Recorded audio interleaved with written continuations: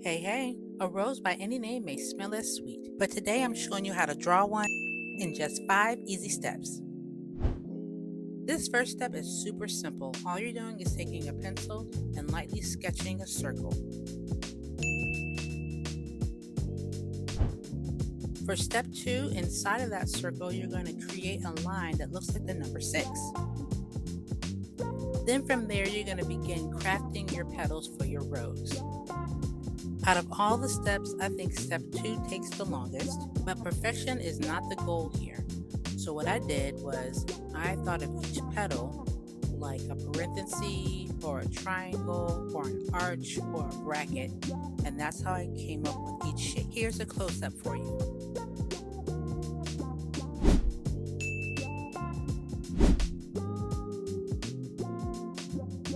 So like I mentioned, step 2 does take the longest, but here's the twist.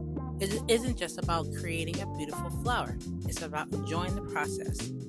Think about sketching or drawing like a little mini vacation. As you draw, your mind shifts into a state of flow where time seems to slow down and you're really just focused on the moment. This mindfulness can help reduce stress and bring a sense of calm. Plus, it's just something inherently fun about letting your pencil dance across the paper. It's all about creating whimsical curves and unexpected shapes. It's a chance to play, experiment, and let your creativity run wild. No rules, just joy.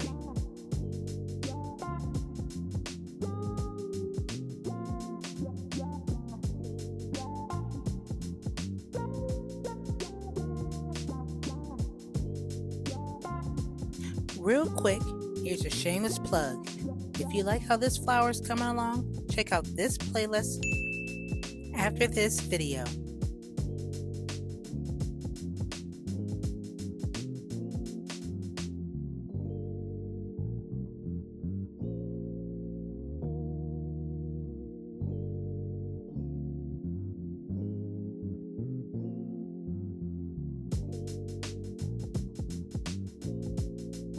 Step 3. This is where I sketch the leaves and the stems.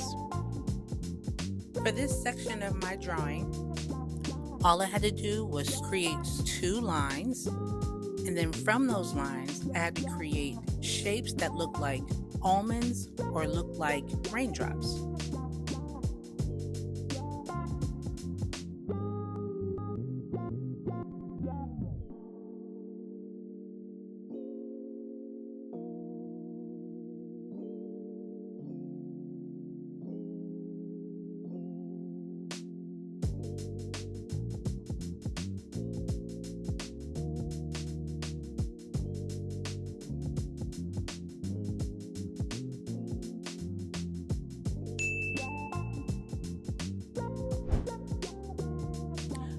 So for this section, I wouldn't call it a step.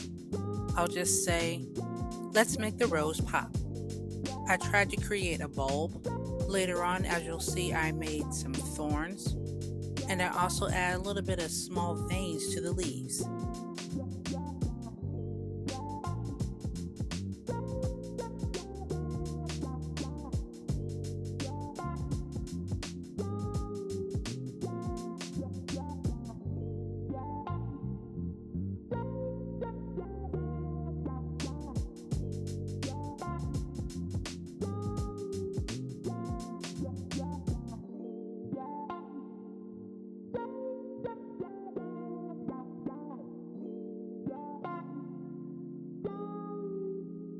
If you've been on this channel before, I want to say thank you for coming back.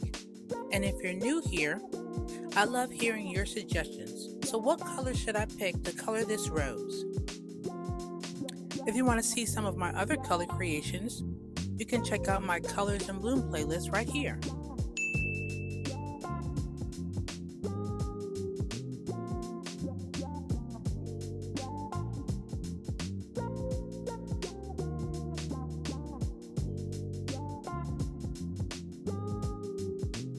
Step 4.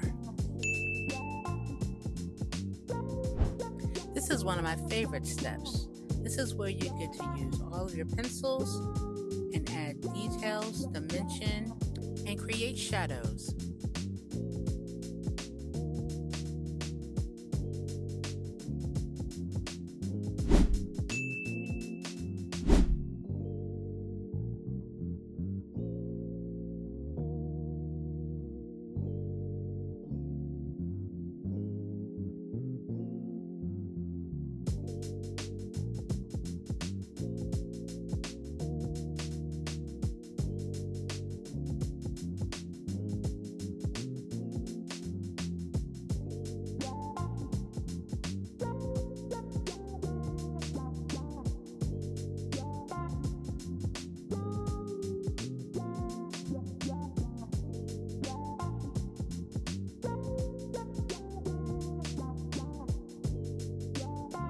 So do you remember how I opened up with a rose by any other name would smell as sweet?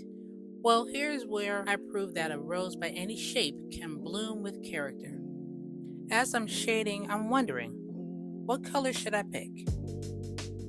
I think we all know that if I do a deep red, that symbolizes passion, a sunny yellow for friendship,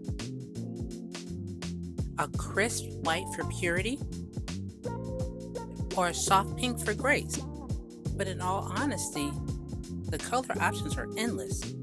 I've even seen an artist do a black rose, and it was beautiful. Well, I'm not going to get ahead of myself.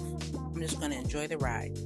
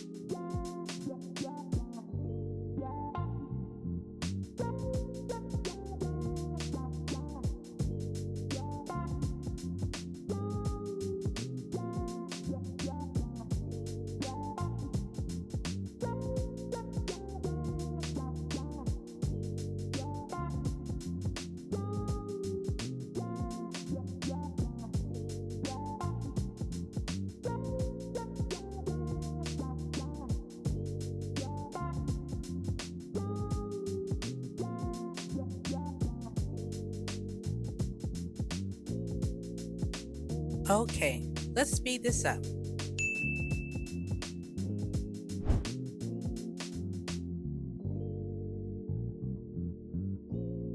For this section, I used a B pencil in random places because I'm still trying to get a hang of getting back into drawing. I wasn't concerned about where a light source may be coming from. I figured that I can increase my skills with that over time.